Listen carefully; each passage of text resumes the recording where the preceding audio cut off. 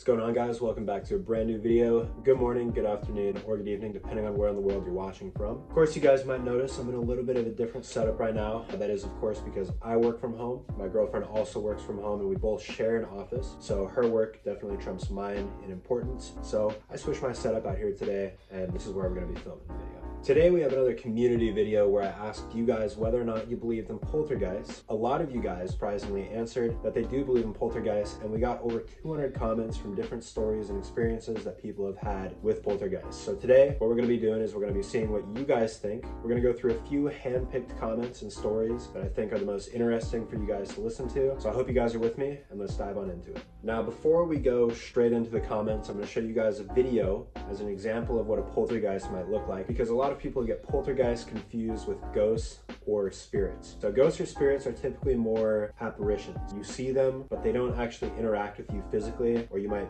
hear them, but what a poltergeist does is it is a lot more physical. It picks up objects, throws them around, drops them. So right now I'm going to roll you guys a clip of what that might look like. I don't know if this clip is valid. In my opinion, it's probably doctored up quite a bit with special effects, but either way, it's a very good example on what a poltergeist might look like.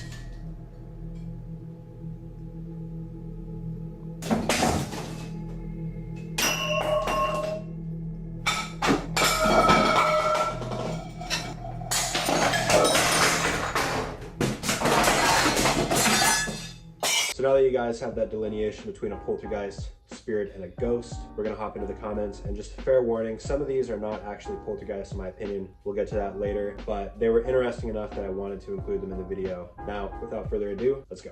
Sukhoi Su 37 says this one is remarkably hilarious. After some business in the bathroom on board the Queen Mary, rather than having my hand dispense a paper towel shortly after washing my hands, I was met with some invisible force dispensing a paper towel on my behalf shortly after exiting a stall. There was nobody inside the restroom other than myself, and there's no way that the dispenser could have ejected a paper towel, as the sensor could only activate within a short distance of around 2 inches at max. The distance from my stall and the dispenser itself is around 15 to 18 feet. Could it be some former passenger, crew member, or even a soldier helping me out, or perhaps pulling pranks?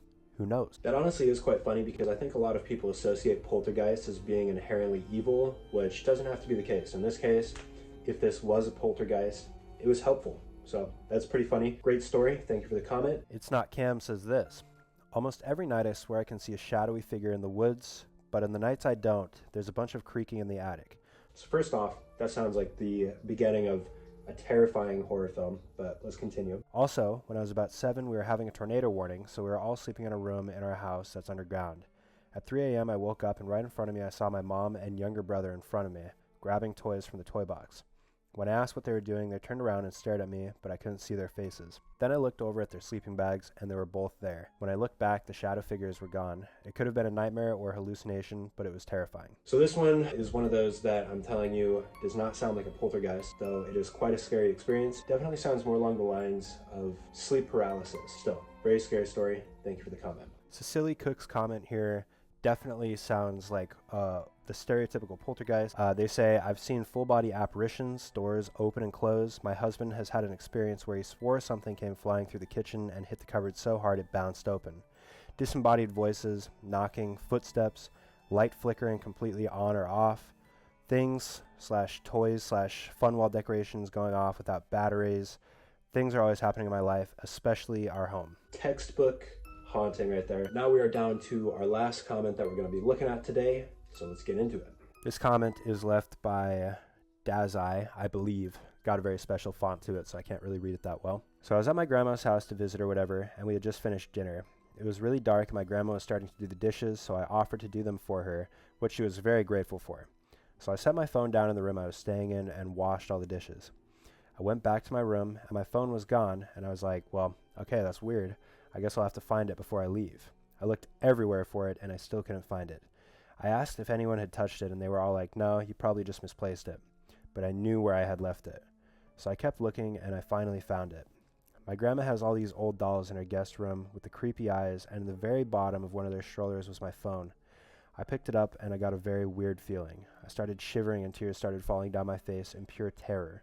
I just said thank you, and I walked out of the room feeling better when I started talking to my grandpa.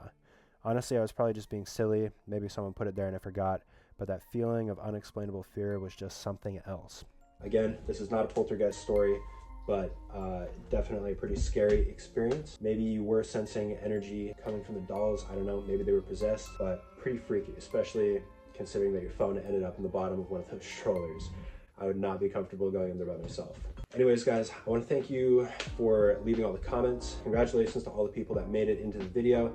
If you didn't make it, there's always next time. I post a ton of polls on my community tab. If you ever want to have the chance to be featured in one of my videos, just make sure to drop a comment in there. And you might be like these people and get into a video. If you guys did enjoy this video, make sure to leave a like, drop a comment down below letting me know what you guys want to see next. Maybe drop your experiences down there. I'd love to read some more. Subscribe if you haven't already. Turn on post notifications so you never miss a video. And I will see you guys in the next video. Peace out.